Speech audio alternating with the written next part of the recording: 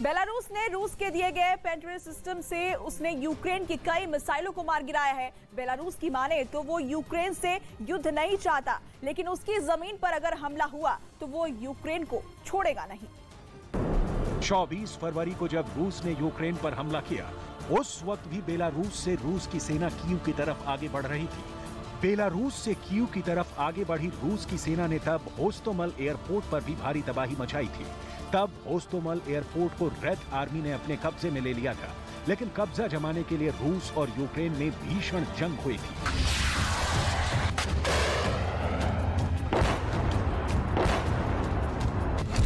Belarus के रास्ते Kyiv की ओर कूच में रूस की सेना के साथ साथ चेचन लड़ाके और पुतिन की प्राइवेट आर्मी वैगनर ग्रुप भी शामिल हुआ था। बुचा में जिस नरसंहार को अंजाम दिया गया, दावा किया गया कि रूस ने उस अटैक का रूट भी बेलारूस से ही बनाया था। बुचा कीव से करीब 60 किलोमीटर की दूरी पर है। यूक्रेन के इंटेलिजेंस रिपोर्ट के मुताबिक जब रूस की सेना बेलारूस से कीव की तरफ बढ़ी तो कीव से पहले रूस का काफिला बुचा पहुंचा था और बुचा में जो हुआ उसने पूरी दुनिया को सन्न कर दिया था। रूस एक बार फिर कीव पर जबरदस्त हमले कर रहा है। ऐसे मौके पर बेलारूस के राष्ट्रपति का यूक्रेन को चेतावनी देना किसी बड़े हमले का संकेत माना जा रहा है।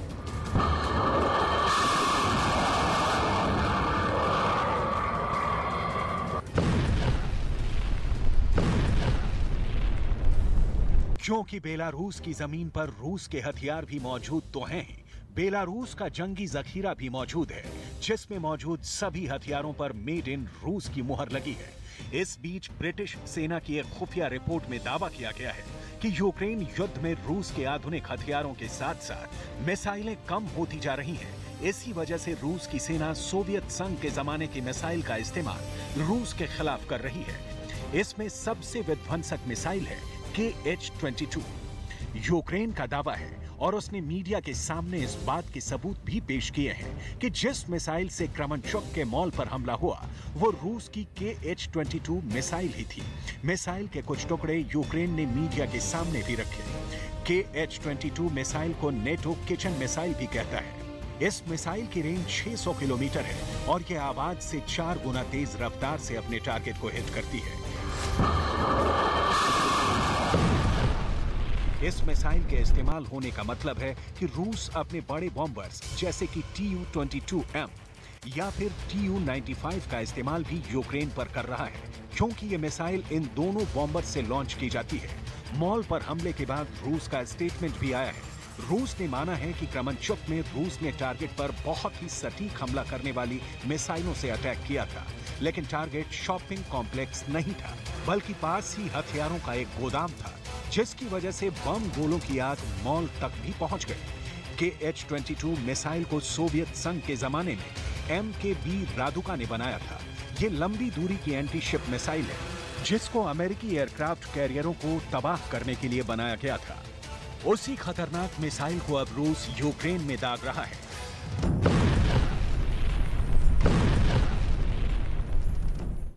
आज वाराणसी में ज्ञानवापी और श्रृंगार गौरी केस में अहम सुनवाई होने वाली है। जिला जज अजय कुमार विशेष की अदालत में सुनवाई होगी, जिसमें मुस्लिम पक्ष अपनी दलील रखेगा। आपको बता दें कि ज्ञानवापी परिसर में सर्वे की वीडियो लीक होने का मामला भी कोर्ट में उठाया जा सकता है। सर्वे का वीडियो लीक होने पर हिंदू पक्ष पर कई सवाल खड़े किए जा रहे थे, जिसपे हिंदू पक्षकार वीडियो कोर्ट के सामने पेश करेंगे और बताएंगे कि उनके द्वारा वीडियो लीक नहीं किया गया है। बेलारूस के राष्ट्रपति और रूस के राष्ट्रपति पुतिन बहुत अच्छे दोस्त हैं। ऐसे में सवाल ये कि क्या अब यूक्रेन में पुतिन का यार हाहाकार मचाने वाला है? जवाब आपको हम स्पेशल रिपोर्ट के जरिए दिखाते हैं। ब्रिटिश सेना की एक रिपोर्ट की माने तो रूस ने युद्ध की शुरुआत में ही अपने मिसाइलों का गोदाम खोल दिया। पुतिन ने क्रूज मिसाइल कलिब्र लॉन्च की। रूस ने बैलिस्टिक मिसाइल इस्कंदर भी दागी।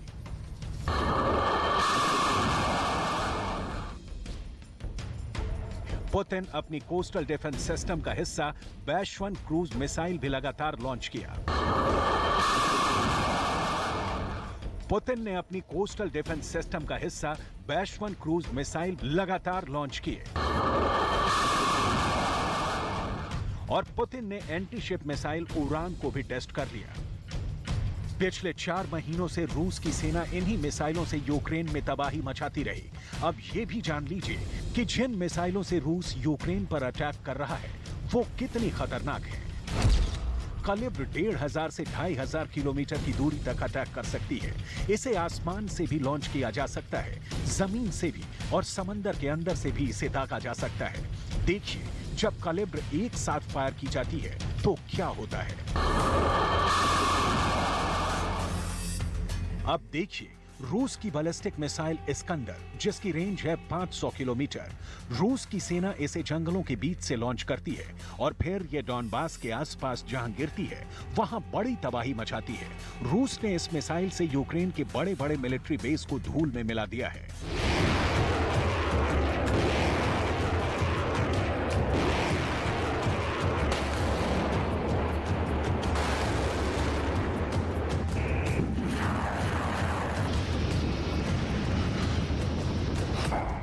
अब देखिए बैशवन क्रूज मिसाइल। ये कोस्टल डिफेंस सिस्टम का हिस्सा है जो दुश्मनों के जहाजों को दूर रखती है, लेकिन यहाँ इसका इस्तेमाल ग्राउंड टारगेट्स को खत्म करने में किया जा रहा है। इससे एक बार में 6 मिसाइलें दागी जा सकती हैं। ये 600 किलोमीटर से ज्यादा की दूरी पर टारगेट को उड़ा सकती हैं। बैशवन मिसाइल को रूस ने मई महीने के दौरान ज्यादा इस्तेमाल करना शुरू किया। मारियोपोल और सेवरोडोनेत्स्क पर हुए कई हमलों में इसने रूस के मिशन को पूरा करने में सबसे बड़ा रोल निभाया। इसके अलावा फाइटर जेट से भी यूक्रेन पर लगातार बमबारी कर रहा है। इसमें रूस ने सुखोई 25 का बखूबी इस्तेमाल किया है, जो लो लेवल पर उड़ते हुए टारगेट पर सटीक बमबारी कर रहे हैं। लेकिन लगता है अब अपनी बची हुई आधुनिक मिसाइलों को रिजर्व में रख लिया है और उसी के बदले पुरानी मिसाइलों का इस्तेमाल कर रहा है। ठीक वैसे ही जैसे अपने आधुनिक टैंकों को छोड़ पुराने T-72 टैंक का इस्तेमाल शुरू कर दिया। रूस की टैंक शक्ति पूरी दुनिया में मशहूर है। ऐसा देश जिसके पास 12,000 से ज्यादा टैंक है और इनका एक बड़ा हिस्सा यूक्रेन में लगातार ऑपरेशन कर रहा है। यूक्रेन में सबसे ज्यादा इस वक्त 3 तरह के टैंक रूस इस्तेमाल कर रहा है, जिनमें T-90 है, T-72 है और T-80 भी है। इसमें सबसे ज्यादा इस्तेमाल T-72 का हुआ है और सबसे ज्यादा बुरा हाल भी पुराने T-72 का ही हुआ है। ये है T-72B3 टैंक, जो T-72 का आधुनिक वर्जन है। रूस ने ऐसे टैंक यूक्रेन में सैकड़ों की तादाद में खोए हैं, लेकिन अभी भी वो इन्हीं टैंकों से गोले दाग रहा है।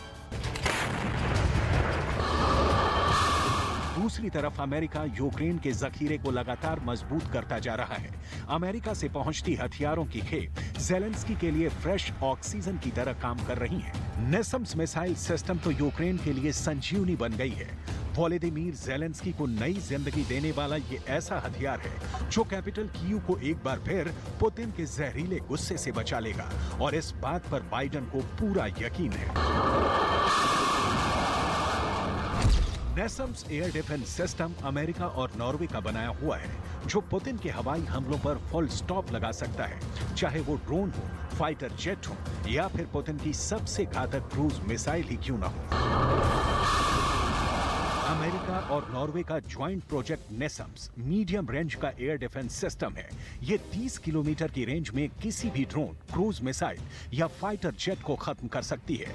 देखा जाए तो नेसम्स मिसाइल सिस्टम पर कदम उठाकर बाइडेन ने ज़ेलेंस्की को बचाने के लिए बहुत सोची समझी चाल चली है, जिसका बड़ा झटका पुतिन को लगा है। देखा जाए तो ज़ेलेंस्की का बंकर जब भी टूटने की कगार पर होता है, बाइडेन अपने पिटारे से कुछ ऐसा निकालते हैं जो ज़ेलेंस्की की जान बचा लेता है। इससे पहले उनके पिटारे में से जैवलिन मिसाइल निकली, जिसने रूस के टैंकों को बहुत नुकसान पहुंचाया। बाइडेन के पिटारे से स्टिंगर मिसाइल भी निकली, जिसने रूस के हेलीकॉप्टर और विमानों को जहां चाहा वहां गिराया। बाइडेन के पिटारे से M777 तोप भी निकली, जिससे ज़ेलेंस्की ने फौरन बमबारी शुरू कर दी। बाइडेन के पिटारे से HIMARS multi rocket launcher system भी निकला, जिसे ज़ेलेंस्की ने तैनात कर दिया है। इसमें कोई शक नहीं है कि रूस के खिलाफ अमेरिका की तरफ से ये बहुत खास एयर डिफेंस सिस्टम यूक्रेन की बड़ी ताकत बना हुआ है और इसे लेकर ज़ेलेंस्की और यूक्रेन की टॉप मिलिट्री कमांड बहुत ज्यादा राहत महसूस कर रही है। लेकिन उसकी मुश्किलें कम होने का नाम नहीं ले रही, क्योंकि पुतिन अब पुरानी मिसाइलों के इस्तेमाल पर उतर आए हैं और रूस का हमदर्द बेलारूस एक बार फिर हमले की चेतावनी देने पर उतर आया है। 3, 2, 1, пуск.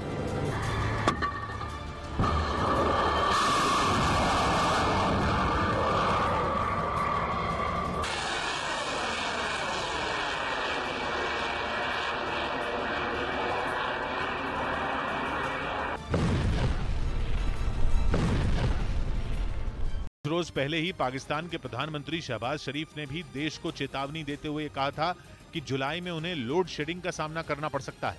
मतलब ये कि पाकिस्तान में कभी भी ब्लैकआउट हो सकता है। और अगर ऐसा हुआ तो पूरे पाकिस्तान में अंधेरा छा जाएगा और हालात बद से बदतर होते चले जाएंगे। हालांकि बिजली उत्पादन के लिए पाकिस्तान LNG यानी लिक्विफाइड नेचुरल यूपी में योगी आदित्यनाथ के दूसरे कार्यकाल के आज 100 दिन पूरे हो रहे हैं। इस मौके पर सीएम योगी प्रेस कॉन्फ्रेंस करेंगे और इन 100 दिनों में सरकार की ओर से लिए गए फैसले और उपलब्धियों पर जनता को बताएंगे। योगी सरकार ने अपने दूसरे कार्यकाल के 100 दिन का लक्ष्य पहले से ही तैयार कर लिया था, जिसमें गन्ना किसानों को भुगतान, अवैध निर्माण पर कार्रवाई, 5 नए हवाई अड्डों के संचालन और युवाओं को रोजगार देने समेत कई अहम मुद्दे शामिल किए गए थे।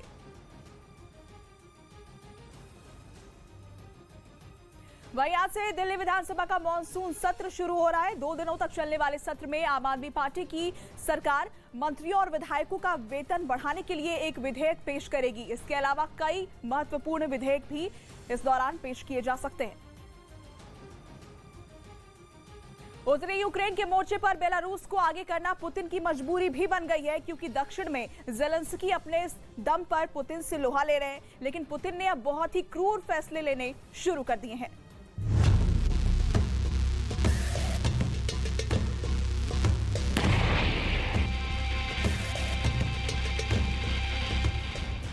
स्नेक आइलैंड से पीछे हटने के बाद फिर वही हुआ जिसका ज़ेलेंस्की को सबसे ज्यादा डर था।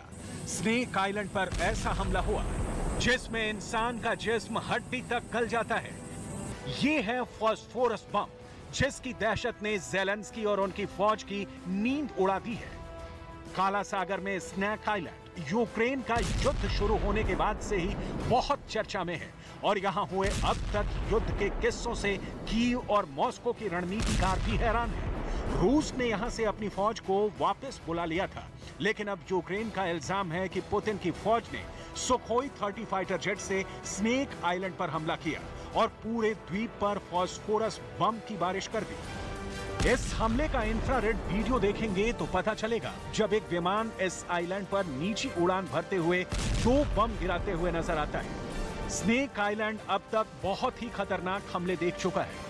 रूस और यूक्रेन की फौज के बीच भीषण जंग देख चुका है और अब उस पर फास्फोरस बम के हमले से पता चलता है कि इस आइलैंड को लेकर लड़ाई ज़ेलेंस्की और पुतिन के बीच पर्सनल हो चुकी है।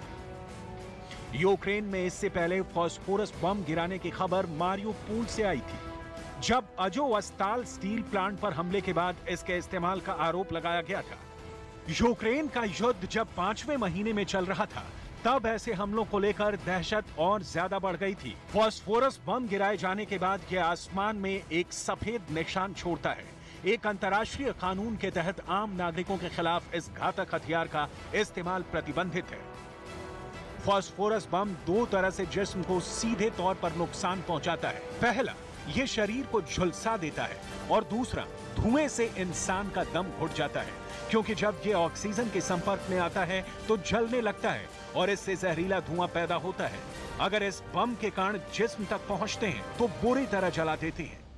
ज़ेलेंस्की इस मुद्दे को कई बार उठा चुके हैं। इसे वो पुतिन का वॉर क्राइम बताकर पूरी दुनिया से रूस के खिलाफ सख्त कार्रवाई की अपील करते रहे। В Україні загинуло вже 287 дітей. І це тільки те, що ми знаємо офіційно. Ми поки не знаємо, скільки загиблих були поховані в братських могилах на окупованих територіях і скільки тіл залишилось в розвалинах будинків у містах, які російська армія поки контролює. За вбивства і катування, за депортації, за зруйновані міста, за застосування заборонених боєприпасів, зокрема фосфорних бомб, за шантаж хімічною ядерною зброєю, за все це будь-яка держава, і це не тільки Росія, будь-яка повинна відповідати. І ми можемо зробити це можливим, якщо будемо діяти узгоджено, Хоча Росія, звичайно, буде намагатись зробити і це неможливо. Пані та панове, я вдячний вам за підтримку України, я вдячний вам за увагу до нашої держави, але пам'ятайте, що це підтримка і увага не тільки для України, а й для вас самих, для того, щоб ваше майбутнє було безпечним. Саме на полі бою в Україні вирішується, за якими правилами. पुतिन के जुल्म का जिक्र तो ज़ेलेंस्की जंग की शुरुआत से कर रहे हैं, लेकिन स्नेक आइलैंड पर उनका दोबारा कब्जा यूक्रेन की फौज के लिए हौसला बुलंद होने वाली बात है।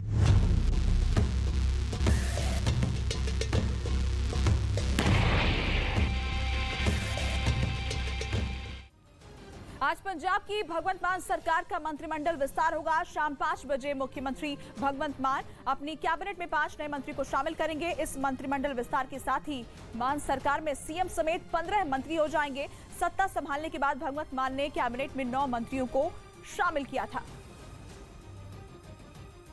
सिद्धू मूसेवाला मर्डर केस के तीनों आरोपियों को 14 दिनों की न्यायिक हिरासत में भेज दिया गया है और जल्द ही पंजाब पुलिस आरोपियों को अपनी कस्टडी में ले सकती है। शार्प शूटर प्रियव्रत फौजी, कुलदीप और केशव को दिल्ली पुलिस के स्पेशल सेल ने पटियाला हाउस कोर्ट में पेश किया, लेकिन दिल्ली पुलिस ने आरोपियों की रिमांड नहीं मांगी। इन तीनों को स्पेशल सेल ने गुजरात के मुंद्रा से गिरफ्तार किया था। दक्षिण में स्नेक आइलैंड पर एक नए हमले ने पुतिन का इरादा साफ कर दिया है। यह रिपोर्ट आप देखेंगे तो आपको पुतिन के बड़े खौफनाक कदम के बारे में पता चलेगा। साथ ही ये समझेंगे कि जब पुतिन जब शर्मिंदा होते हैं या उन्हें कोई बेइज्जत करता है, तब पुतिन का गुस्सा उनके दुश्मन पर बहुत बड़ा नुकसान करता है। इस युद्ध में शुरुआत से ही स्नेक आइलैंड एक रहस्यमयी जगह रही। दुनिया में जो लोग इसके बारे में नहीं जानते, उनको ये भी बताया गया कि यहाँ सांप पाए जाते हैं, लेकिन ये सच नहीं है। यूक्रेन का स्नेक आइलैंड फुटबॉल के 20 मैदानों जितना बड़ा द्वीप है और यहाँ हमेशा फौज तैनात रहती है। अभी यहाँ आम लोगों की कोई आबादी नहीं है। यहाँ से यूक्रेन का तट करीब 35 किलोमीटर दूर है। यहाँ से काला सागर के उस रास्ते को कंट्रोल किया जा सकता है जहाँ से यूक्रेन के ओडेसा पोर्ट तक का रास्ता है। कहा जा रहा है कि जब से यूक्रेन को हाइमर्स जैसे नए हथियार मिले, स्नेक आइलैंड पर रूस का टिकना मुश्किल हो गया और भारी नुकसान के खतरे को देखते हुए उसे ये आइलैंड खाली करना पड़ा। पुतिन के लिए ये बहुत शर्मिंदगी वाली बात है, क्योंकि स्नेक आइलैंड पहला ऐसा मोर्चा नहीं जहां से उन्हें पीछे हटना पड़ा है। ज़ेलेंस्की की फौज ने पुतिन को कई फ्रंट पर बेइज्जत किया है। सबसे बड़ा झटका कीव के पश्चिम में होस्टोमेल एयरपोर्ट पर कब्जे की कोशिश थी, जिसमें रूस बुरी तरह नाकाम हुआ। दूसरा बड़ा झटका कीव था, जहां कैपिटल के करीब पहुंचने के बाद भी पुतिन की फौज को पीछे हटना पड़ा। तीसरा बड़ा झटका बर्द्यांस्क में रूस के वॉरशिप सरातोव पर मिसाइल से हमला था। चौथा बड़ा झटका काला सागर में रूस का वॉरशिप मॉस्को का डुबोना था। ये काला सागर में पुतिन का फ्लैगशिप था। पांचवां बड़ा झटका खार्किव रहा, जहां पुतिन की फौज शहर के करीब पहुंचकर पीछे हटने को मजबूर हो गई। छठा झटका लिसिचांस्क के पास नदी पार करने के दौरान 5 दिन चला नाकाम ऑपरेशन था, जब रूस के बनाए पुल यूक्रेन की बमबारी में तबाह हो गए। अब सातवां झटका स्नेक आइलैंड है, जहां से रूस की फौज को पीछे हटना पड़ा है। इससे ये सच्चाई नहीं छुपती कि ज़ेलेंस्की डॉनबास के मोर्चे पर हार रहे हैं और कई शहर उनकी पकड़ से धीरे धीरे बाहर होते जा रहे हैं। लेकिन इन सब के बीच सबसे बड़ी खबर ये है कि यूक्रेन ने अमेरिका से मिली हार्पून मिसाइल से रूस को और बड़े बड़े झटके देने शुरू कर दिए। रूस का एक सप्लाई शिप यूक्रेन की हार्पून मिसाइल का निशाना बना है। इस हमले ने पुतिन की मॉस्को वाली बुरी यादें ताजा कर दी हैं। रूस के शिप अब सेफ नहीं है, ये पुतिन को समझ लेना चाहिए। इस हमले का ड्रोन से एक इंफ्रारेड वीडियो भी बनाया गया, जिसमें डॉट की शक्ल में आप मिसाइल को शिप की तरफ बढ़ता देख सकते हैं और फिर बड़ा धमाका होता है। राजस्थान की पूर्व मुख्यमंत्री वसुंधरा राजे आज उदयपुर जाएंगी और कन्हैयालाल साहू के परिवार से मुलाकात करेंगी। वसुंधरा राजे ने निर्मम हत्या को लेकर राजस्थान की मौजूदा सरकार पर कई सवाल खड़े किए थे। साथ ही मुख्यमंत्री अशोक गहलोत पर भी कई गंभीर आरोप उन्होंने लगाए थे।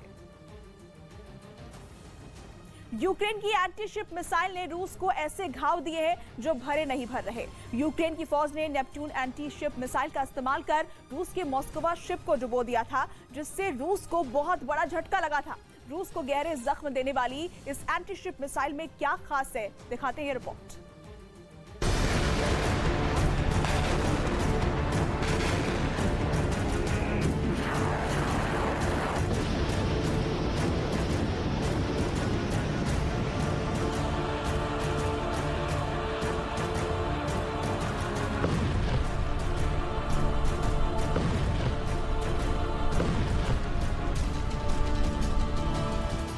यही वजह है कि हार्पून इस वक्त ज़ेलेंस्की की सबसे पसंदीदा मिसाइल बनती जा रही है। हार्पून मिसाइल की ताकत और रेंज समझेंगे तो पता चलेगा कि इस मिसाइल को लेकर रूस कितने खतरे में जंग लड़ रहा है। यूक्रेन के पास ट्रक से लॉन्च होने वाला हार्पून मिसाइल सिस्टम है, जिसकी रेंज 125 किलोमीटर तक है। अमेरिका के इस मिसाइल को समंदर के बीच किसी भी ठिकाने के लिए बहुत खतरनाक माना जाता है। इसका गाइडेंस सिस्टम और इसको आसानी से ट्रैक ना कर पाने की चुनौतियां किसी भी टारगेट को इसके खिलाफ आसान लक्ष्य बना देती हैं। अमेरिका से मिले ऐसे हथियारों की डिमांड जारी है। ज़ेलेंस्की चाहते हैं कि नए हथियारों को वो डॉनबास के मोर्चे पर तैनात करें, जमीन पर भी रूस को उतना ही नुकसान पहुंचाएं जितना वो समंदर में पहुंचा रहे हैं।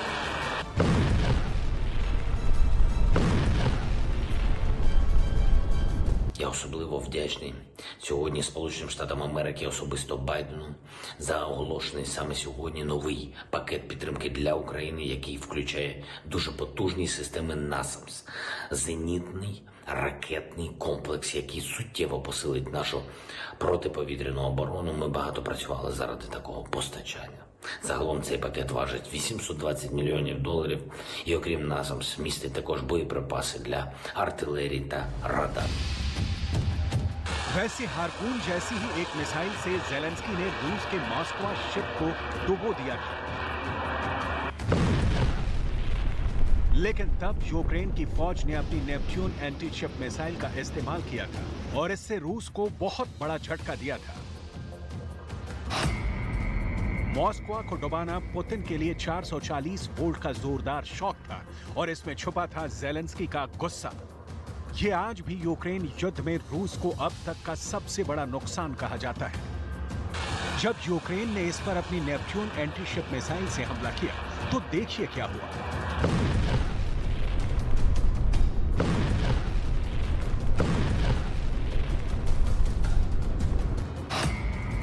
नेपच्यून मिसाइल को हवा से, जमीन से या फिर किसी वॉरशिप से भी दागा जा सकता है। दुश्मन के रेडार से बचने के लिए ये मिसाइल अपने टर्मिनल फेज यानी आखिरी दौर की उड़ान के दौरान समुद्र की सतह से 10 मीटर की ऊंचाई पर उड़ती है। जब टारगेट करीब आता है तो ये 3 मीटर तक की ऊंचाई पर पहुंच जाती है। यही वजह है कि किसी वॉरशिप के क्लोज इन वेपन सिस्टम भी इसे आसानी से नहीं रोक पाते और फिर ये शिप से टकराकर उसे तबाह कर देती है। ऐसा ही रूस के मिसाइल क्रूजर मोस्को के साथ हुआ। ये मिसाइल समंदर की सतह से चिपक कर उड़ती रही। इस रफ्तार पर किसी मिसाइल को निशाना बनाना आसान नहीं होता। इसी तरह से मॉस्को के करीब पहुंच गए और फिर हुआ ऐसा धमाका जिसने रूस की नेवी को हिलाकर रख दिया। लेकिन इस हमले में यूक्रेन ने ऐसा तिकड़म लगाया कि रूस का एयर डिफेंस जीरो साबित हुआ। ऐसा कैसे हुआ, इसे बहुत गौर से समझने की जरूरत है, क्योंकि ये दुनिया भर की नेवी के लिए भी एक केस स्टडी कहा जा सकता है।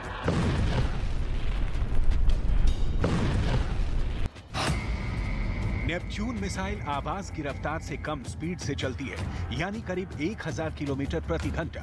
करीब 4.5 मीटर लंबी इस मिसाइल का वजन 850 किलो से ज्यादा होता है। इसमें इसका वॉर हेड ही 150 किलो का होता है।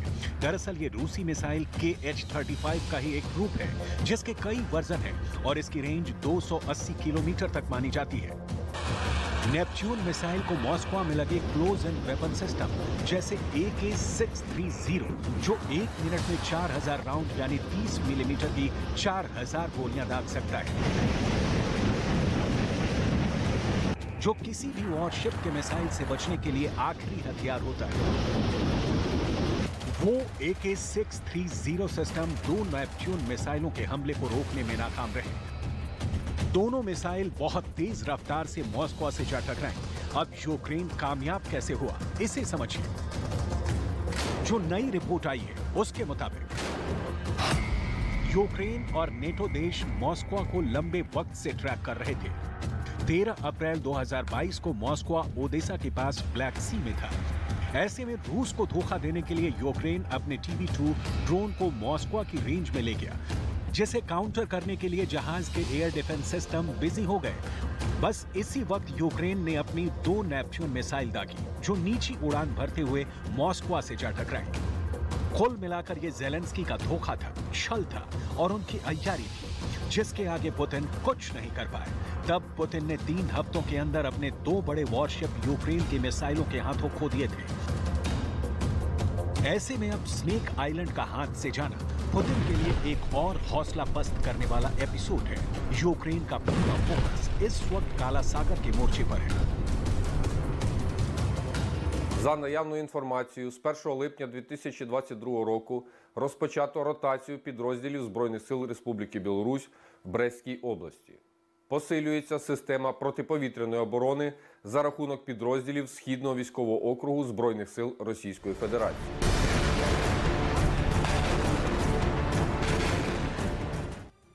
भागलपुर में कुछ लोगों ने एक परिवार पर हमला कर दिया। बिहार के भागलपुर में जमीन विवाद में कुछ लोगों ने एक परिवार पर हमला कर दिया। हथियार और लाठी डंडों के साथ पहुंचे इन लोगों ने परिवार के लोगों के साथ मारपीट की। यूपी की औरैया में मामूली विवाद में गांव की कुछ महिलाओं ने एक महिला को बुरी तरह पीट दिया। वही घटना का वीडियो सामने आने के बाद पुलिस ने आरोपी 5 महिलाओं को हिरासत में ले लिया। बिहार के सहरसा में गांव के लोगों ने छेड़खानी के आरोप में 2 लड़कों की जमकर पिटाई कर दी। इस दौरान लोगों ने दोनों लड़कों के हाथ पांव बांधकर पूरे गांव में घुमाया और उठक बैठक भी कराई। पुतिन ने जो गलतियां कीव से लेकर खार्किव तक की है, उन्होंने उसमें डॉनबास के मोर्चे पर गजब का सुधार किया है और इसके नतीजे भी देखने को मिल रहे हैं। डॉनबास में पुतिन चाहे जीत रहे हों, उनकी फौज सेवरोडोनेट्स्क के बाद लिसिचांस्क के आसपास मौजूद है, लेकिन काला सागर के मोर्चे पर अब भी ज़ेलेंस्की की फौज पुतिन पर भारी पड़ रही है, जबकि यूक्रेन की ना के बराबर नौसेना भी बहुत पहले खत्म हो चुकी है।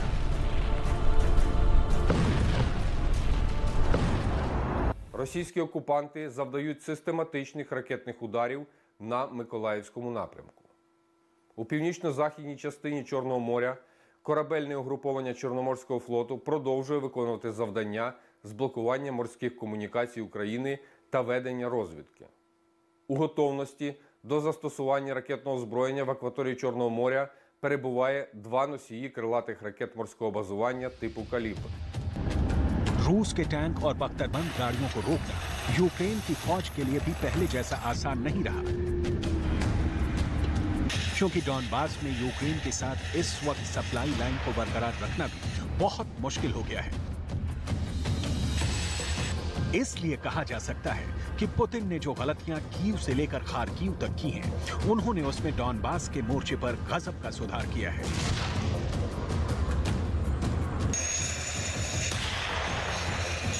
और इसके नतीजे भी देखने को मिल रहे हैं, लेकिन यूक्रेन के समुद्री किनारों को पूरी तरह बांधना अब भी रूस के लिए मुश्किल साबित हो रहा है, और स्नेक आइलैंड इसका सबसे बड़ा सबूत है।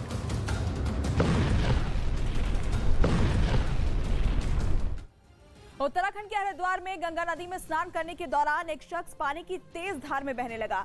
अपनी जान बचाने के लिए पुल के नीचे लगी जंजीर को पकड़कर लटक गया।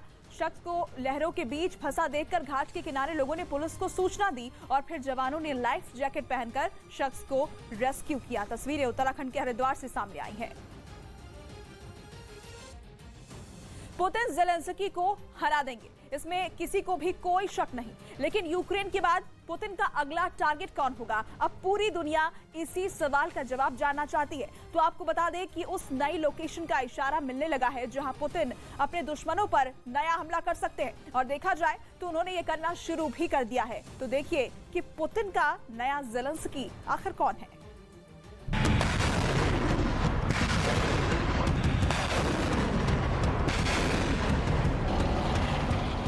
आपने 4 महीने से जारी यूक्रेन का युद्ध देखा। आपने साल के 12 महीने तक उबलता हुआ दक्षिण चीन सागर देखा।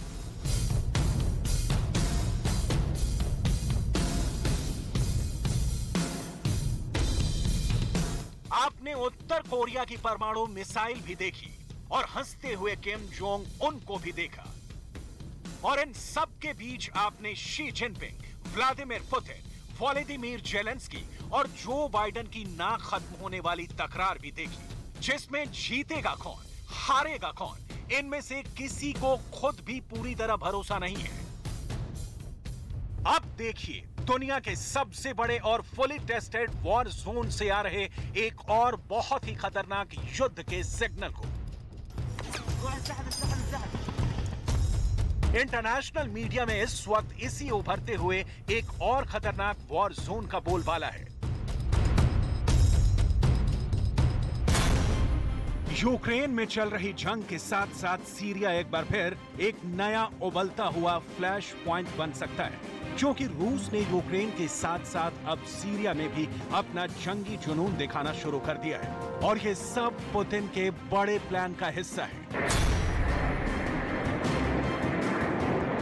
रूस और सीरिया के गठबंधन का वॉर गेम एक बड़े युद्ध की तरफ इशारा कर रहा है। एयरफोर्स की एक्सरसाइज के साथ साथ अब रूस और सीरिया के स्पेशल फोर्स और करीब आ रही है और इसका मकसद बहुत साफ साफ नजर आने लगा है। रूस की फौज सीरिया के पैराट्रूपर को तेजी से ट्रेन कर रही है। ISIS और अल कायदा को हरा चुका यह गठबंधन अब एक नए खतरे को खत्म करने की तरफ बढ़ रहा है। रूस और सीरिया की फौज इजराइल से लगी गोलान हाइट्स के साथ तुर्की की सीमा पर अपने फाइटर जेट्स के साथ प्रैक्टिस कर चुके हैं। ये दोनों इलाके दुनिया के सबसे खतरनाक वॉर जोन कहे जाते हैं और यहाँ कभी भी जंग भड़क सकती है। दुश्मन के इलाके में घुसकर कैसे हमला किया जाता है, ये आजमाइश जंग की इसी खूबी को और पैना करने के लिए की जा रही है। पिछले एक महीने में रूस और सीरिया की बढ़ती करीबी ने यूरोप से लेकर अमेरिका तक को अलर्ट कर दिया है। रूस और सीरिया के कमांडो के साथ साथ ऑपरेशन को देखकर तुर्की भी हैरान है। अरब देश और इजराइल भी परेशान है। इजराइल का अखबार क्या कह रहा है वो देखिए, अरब देशों का मीडिया क्या लिख रहा है वो देखिए। अमेरिका का वॉल स्ट्रीट जर्नल कह रहा है कि रूस और अमेरिका के बीच सीधी टक्कर हो सकती है। रूस के बॉम्बर्स और फाइटर जेट्स ने सीरिया में उस मिलिट्री अड्डे पर बमबारी की जो अमेरिका के कब्जे में रहा है।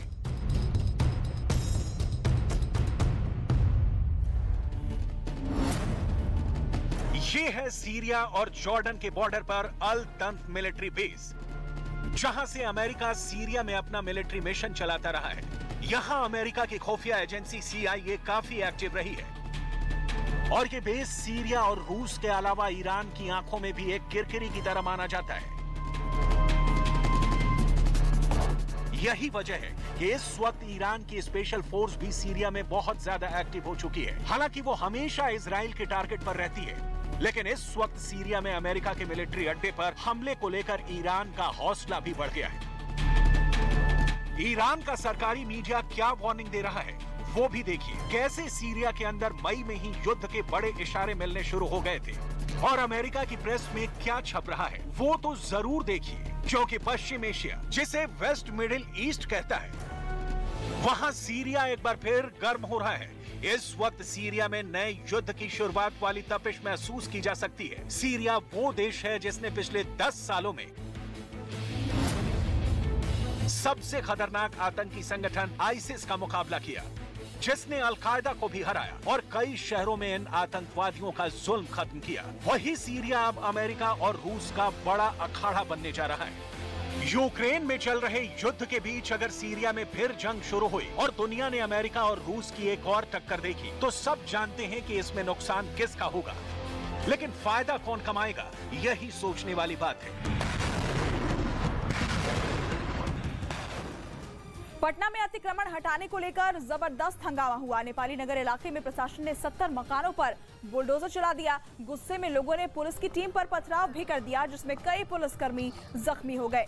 वहीं जन अधिकार पार्टी के अध्यक्ष और पूर्व सांसद पप्पू यादव मौके पर पहुंचे और बिहार सरकार पर जमकर निशाना साधा। पप्पू यादव ने कहा कि चुनाव में राजीव नगर की जनता बीजेपी को जवाब देगी। बिना सेवा बिना संघर्ष के डिप्टी सीएम जनता को मैनिपुलेट करो। भूमिहार जादव, राजपूत बाभन, बैकवर्ड फॉरवर्ड हिंदू मियां करो, बस जनता को बुलडोजर से पीस दो, मार दो, आतंकवादी बना दो, उसकी जिंदगी छीन लो, लेकिन वोट हमें ही मिलेगा। यूक्रेन के खिलाफ पुतिन के तेवर को देखकर लगता है कि पुतिन अब रुकने वाले नहीं हैं और पुतिन बताना चाहते हैं कि यूक्रेन से आगे भी जरूरत पड़ी तो उनकी एयरफोर्स बमबारी के लिए तैयार रहेगी। वो दुनिया में कहीं भी किसी से भी निपटने के लिए तैयार हैं, चाहे वो नेटो हो, अमेरिका हो या फिर अमेरिका के दोस्त हो।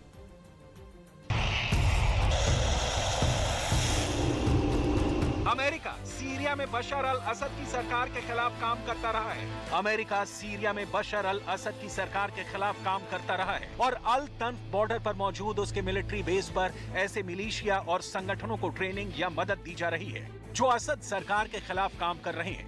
रिपोर्ट्स हैं कि रूस ने अटैक से पहले अमेरिका को आगाह कर दिया था कि वो उन ठिकानों पर हमला करने जा रहा है जहां से सीरिया की सेना पर अटैक किया जा रहा है। इसके बाद रूस के 2 बॉम्बर्स सुखोई 34 और सुखोई 24 से अल तन्फ मिलिट्री बेस के पास लगातार हमले किए गए। रूस का सुखोई 34 और सुखोई 24 2015 के बाद से ही सीरिया में तैनात रहे हैं और ये आईसिस के खिलाफ रूस की बमबारी वाले मिशन का बड़ा हिस्सा रहे हैं। लेकिन अचानक इनके हमले और वो भी अमेरिका के मिलिट्री अड्डे के बहुत करीब बमबारी किया जाना ये दिखाता है कि रूस अब अमेरिका को सीरिया से पूरी तरह भगाना चाहता है। ये बाइडेन के लिए बहुत बड़ा चैलेंज है क्योंकि रूस ने यूक्रेन में भी ऐसी ही नीति पर काम किया है जिसमें अमेरिका सीधा दखल ना दे पाए और नेटो की भी हालत ऐसी है कि बाउंड्री पार से बैठकर ही सब कुछ देख रहा है। सीरिया में रूस और अमेरिका की डायरेक्ट टक्कर हो रही है। कुछ ही दिन पहले रूस के सुखोई 34 और अमेरिका के F-16 फाइटर जेट का आमना सामना हो गया था, जिसके बाद रूस ने अपने विमान खामोशी से वापस बुला लिए। लेकिन अल तन्फ पर अटैक के दौरान पुतिन का इरादा साफ था। वो अमेरिका को बताना चाहते थे कि सीरिया की जमीन पर उसकी मौजूदगी अब रूस को मंजूर नहीं है। इस वक्त सीरिया जॉर्डन बॉर्डर पर मौजूद अल तन्फ मिलिट्री बेस पर अमेरिका के 200 से ज्यादा सैनिक तैनात हैं। हालांकि सीरिया, रूस और ईरान ने मिलकर आईसिस को हरा दिया है। बगदादी भी मारा जा चुका है। आईसिस की लीडरशिप खत्म हो चुकी है, लेकिन अमेरिका की फौज यहाँ मौजूद है और वो उन ताकत को भी अब हवा दे रही है जो बशर अल असद के खिलाफ काम कर रही है। حرمان الحكومة السورية من العائدات النفطية ليس كبيع وإنما على الأقل للاستهلاك المحلي، خاصة وأننا نشهد أزمة كبيرة جدا في الطاقة بالنسبة لسوريا. الهدف الثاني طبعا هو تمويل المجموعات التابعة لواشنطن في سوريا. जून की शुरुआत में ही अमेरिका को समझाने के लिए रूस और सीरिया ने एक ज्वाइंट एक्सरसाइज की थी जिसमें रूस और सीरिया के फाइटर जेट शामिल हुए थे। इस युद्धाभ्यास में दुनिया ने एक बार फिर बॉम्बर्स वाला मुकाबला देखा।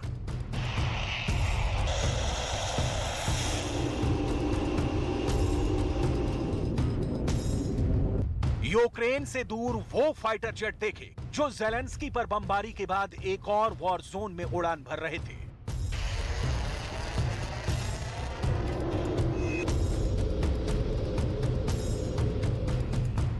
यहां रशियन एयरफोर्स का सुखोई 24 भी युद्धाभ्यास में शामिल रहा।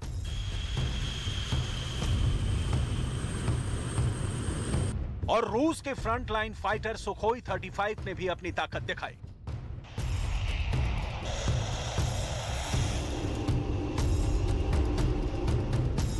दुनिया सवाल पूछने लगी कि रूस के ये फाइटर बॉम्बर आखिर सीरिया में फिर इतने सक्रिय क्यों हो गए हैं और वो किस लिए इतनी बड़ी तादाद में ऑपरेट कर रहे हैं, क्योंकि यूक्रेन युद्ध के बीच रूस की एयरफोर्स का कहीं और पहुंचना बड़ी खबर बनना ही था।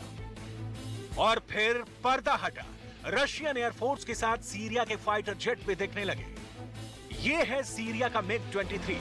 ये वो जेट है जो पुराना तो जरूर है, लेकिन आईसिस को खत्म करने के लिए इसने भी बड़ा काम किया है। सीरिया और रूस की वायुसेना का युद्धाभ्यास अमेरिका को सीधा पैगाम है कि इस वॉर जोन में उसके दिन पूरे हो चुके हैं और यूक्रेन के बाद उसे ये जमीन भी छोड़ देनी चाहिए।